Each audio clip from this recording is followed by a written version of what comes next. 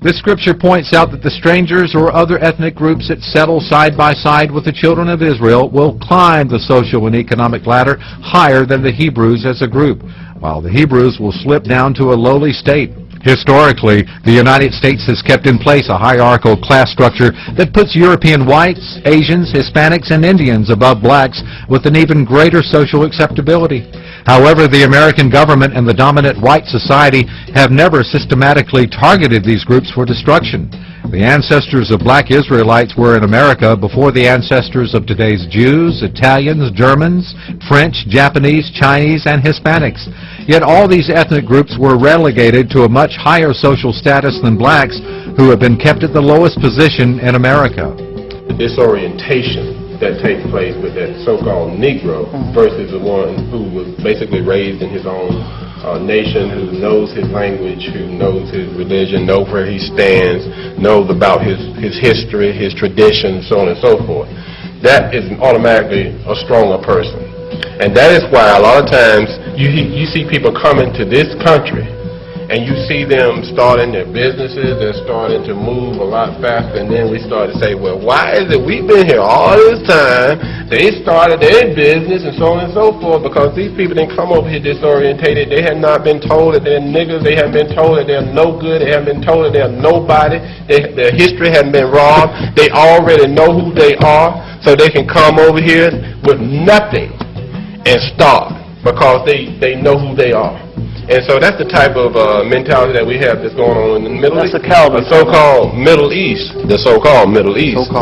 That you are dealing with people, and this is why they are totally underestimated, because this white supremacist and arrogance, this mentality, totally underestimate this group of people every time, because they are not the submissive, confused, disorientated people that they seem to think the Negro would be like the Negro. So when they go over there, I believe these people will fight to their last bullet. I believe they will fight to their last bomb. I believe they will fight. When I'm talking about the so-called rented Negro over here, and that's making people mad, they're going to kill these so-called Uncle Tom Iraqis.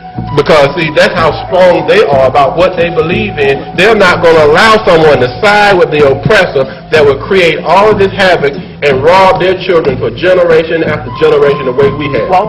Deuteronomy 28:44, He, the stranger, shall lend to thee, and thou shalt not lend to him. He shall be the head, and thou shalt be the tail.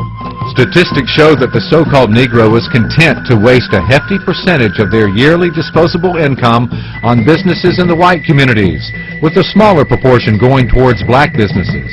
They take their money to the stranger, which creates jobs for their people, while the black Hebrew remains at the bottom of the economic ladder.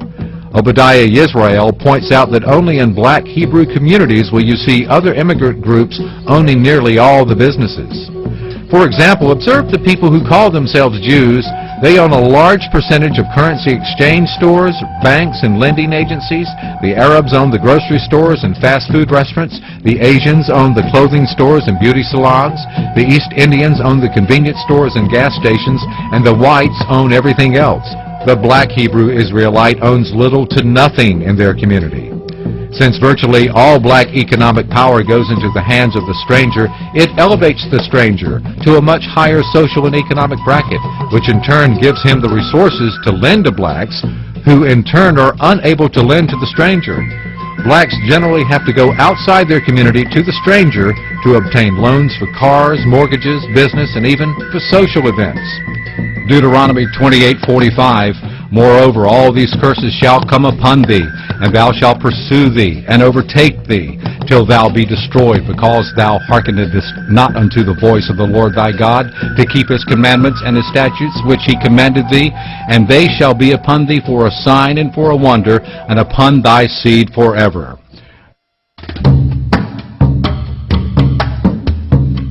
Deuteronomy 28:48.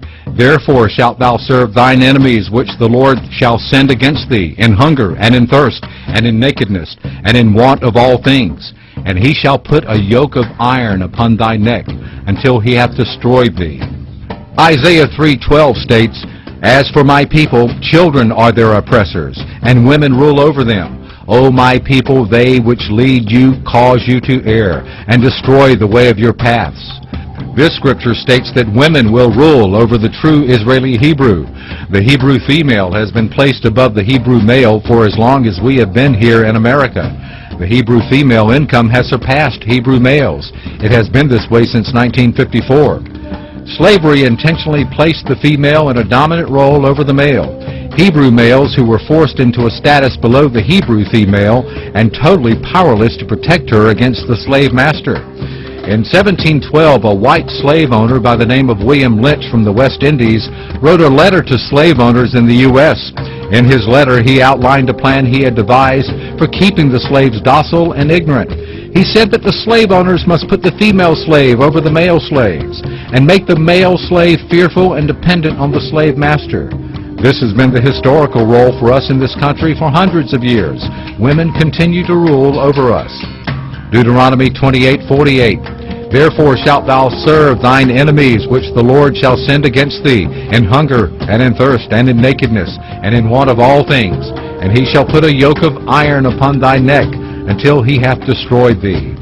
The last section of the verse states that the oppressors will place yokes of iron around the necks of the black Hebrew.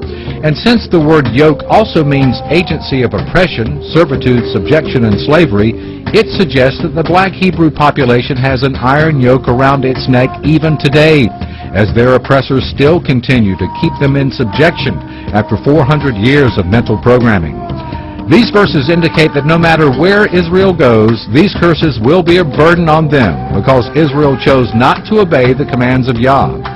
Again, if those who say they are Jews today are the descendants of Israel, they should be under the curses outlined in Leviticus 26 and Deuteronomy 28, irregardless of which country they reside in.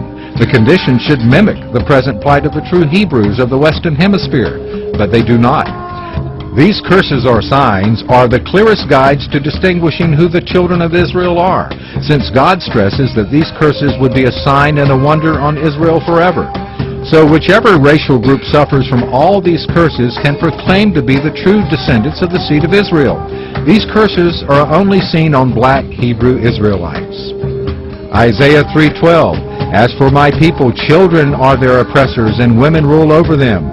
My people, they which lead thee cause thee to err, and destroy the way of thy paths. God is speaking to his specific people and the people that are in the land now. Children are their oppressors.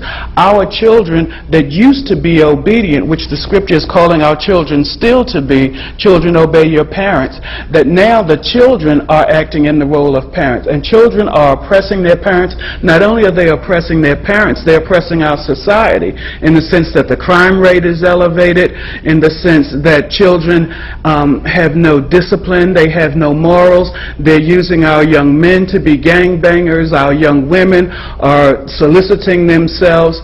And the children are now, not only are they oppressed, but they are oppressors. Okay?